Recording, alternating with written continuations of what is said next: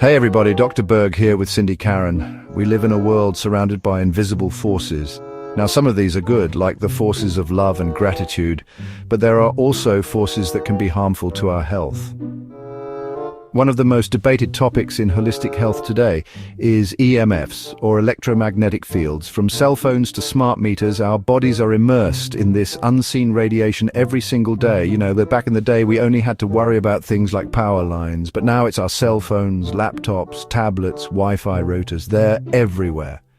And it's not just about the devices themselves, it's the signals they're constantly sending and receiving. The question is, what is this constant exposure doing to our bodies at the cellular level?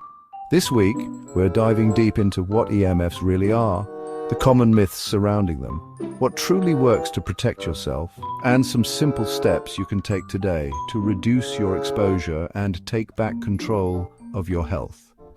Let's get started. One of the biggest concerns with EMFs is that they can trigger the excessive production of free radicals in the body. Now, free radicals are like little cellular thieves, running around and stealing electrons from healthy cells. This process is called oxidative stress. Think of it like rusting. Just like rust weakens a bridge, oxidative stress weakens our bodies at a cellular level, leading to cell damage, accelerated aging, and even chronic disease. And you know what I always say? Inflammation is the root of all disease, and oxidative stress is a major driver of inflammation. Ever notice how you don't sleep as well after being on your phone late at night? Well, one reason is that EMFs, especially from those glowing screens, can suppress melatonin production.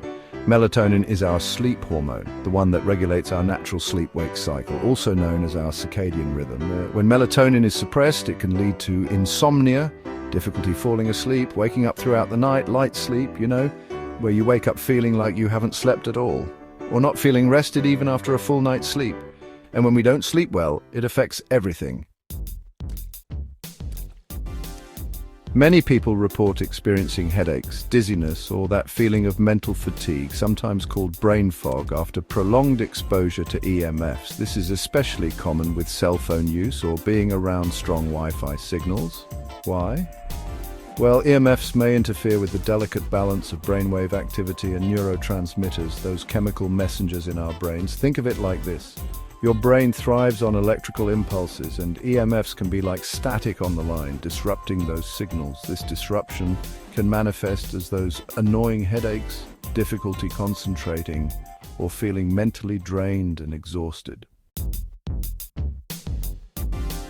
Chapter 4. EMFs and fertility, a growing concern. Now this is a big one, especially for couples trying to conceive. There's increasing concern in the scientific community that EMFs may have a negative impact on both male and female fertility. Studies have shown that EMF exposure can affect sperm count, motility, that's their ability to swim, and even the integrity of their DNA. And it's not just men. Some studies suggest that EMF exposure can impact ovarian function and hormonal balance in women, potentially affecting ovulation and menstrual cycles. This is definitely an area where more research is needed, but I believe it's crucial to be aware of the potential risks. Chapter 5. EMFs and DNA. Could this be the canary in the coal mine? This is where things get serious. Now, I'm not trying to scare anyone, but we need to talk about this. Some laboratory studies suggest that long-term high-level exposure to EMFs can actually lead to breaks in our DNA strands. Now, DNA is the blueprint of life. It's what makes you, you. And when that blueprint is damaged, it can lead to mutations that can contribute to cancer and other genetic issues. This is especially concerning when we think about developing children and fetuses who are much more vulnerable to the effects of radiation. Their cells are dividing rapidly, and their little bodies are still growing and developing. We need to protect them.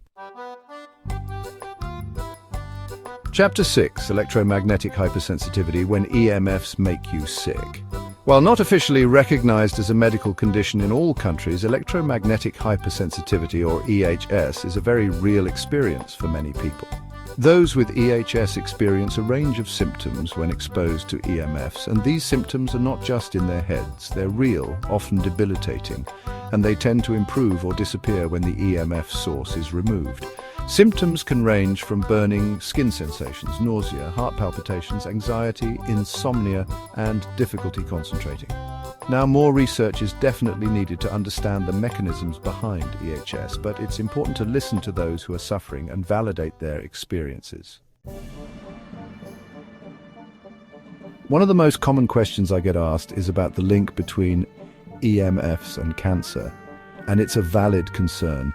Radio frequency EMFs, like those emitted from our beloved cell phones, are actually classified as a possible carcinogen by the International Agency for Research on Cancer, which is part of the World Health Organization. Why?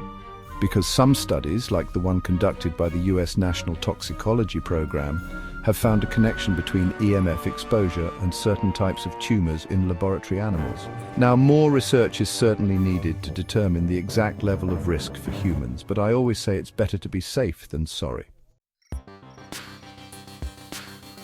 Did you know that EMFs can disrupt voltage-gated calcium channels, or VGCs, in our bodies? Now, I know that sounds complicated, but stay with me here. Calcium is a VIP in the body. It's involved in so many crucial functions, from muscle contractions and nerve impulses to regulating our heartbeat and even our mood. These VGCCs are like little gates that control the flow of calcium in and out of our cells. When EMFs disrupt these channels, it's like throwing a wrench in a well-oiled machine. It throws everything off balance. This disruption can affect brain function, heart rhythm, mood regulation, and even contribute to chronic diseases. Our immune systems are incredible, always working behind the scenes to keep us healthy and fight off invaders. But just like any system in the body, the immune system can be weakened by stress. And guess what? EMFs can be a form of stress on the body. Some studies suggest that exposure to EMFs may reduce immune defenses, making us more susceptible to infections, viruses, and even chronic fatigue. This is because EMFs can interfere with the communication and function of immune cells, making them less effective at fighting off those nasty bugs. Now, this is where I get passionate, because we need to protect our kids. Children are much more vulnerable to the potential harmful effects of EMFs than adults. Why? Their little bodies are still developing, their cells are dividing more rapidly, and they have thinner skulls and tissues, which means they absorb more radiation.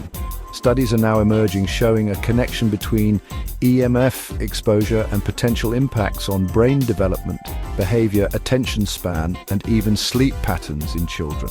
There's even growing concern about potential links to ADHD and autism spectrum symptoms. We need to be mindful of their exposure and take steps to minimize it.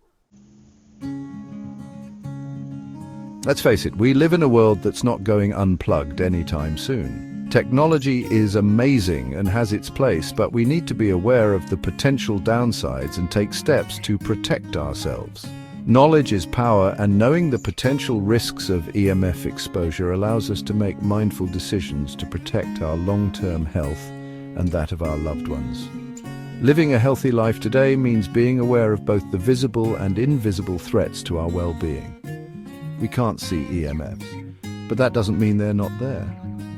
While we may not be able to eliminate EMFs completely, we can empower ourselves with knowledge, make small but impactful changes to reduce our exposure, and bring more balance and peace into our homes and bodies. Remember, your wellness matters down to the cellular level. Stay tuned, because in my next video, I'm going to share practical tips on how to reduce your EMF exposure and protect yourself and your family. We're going to talk about everything from simple lifestyle changes to devices that can help mitigate EMF radiation. So make sure you subscribe and hit the notification bell so you don't miss it.